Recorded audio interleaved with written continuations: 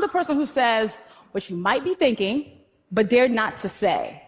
And a lot of times people think that we're fearless. The people who do this, we're fearless. We're not fearless. We're not unafraid of the consequences or the sacrifices that we have to make by speaking truth to power. What happens is we feel like we have to, because there are too few people in the world willing to be the domino, too few people willing to take that fall. We're not doing it without fear. Now let's talk about fear. I knew exactly what I wanted to be when I grew up. I was like, I'm going to be a doctor. Dr. Lovey was the dream.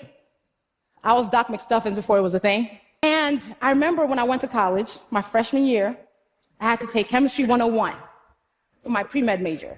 I got the first and last D of my academic career. So I went to my advisor and I was like, let's drop the pre-med because this doctor thing is not going to work because I don't even like hospitals. So let's just consider that done for.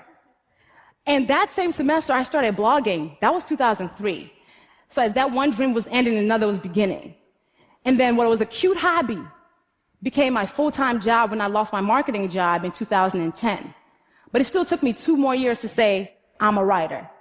9 years after I had started writing before I said, I'm a writer, because I was afraid of what happens without 401ks, without, how am I going to keep up my shoe habit? That's important to me. So it took me that long to own this thing. That was what my purpose was. And then I realized fear has a very concrete power of keeping us from doing and saying the things that are our purpose. And I was like, you know what?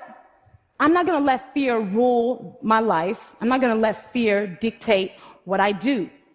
And then all these awesome things started happening and dominoes started to fall.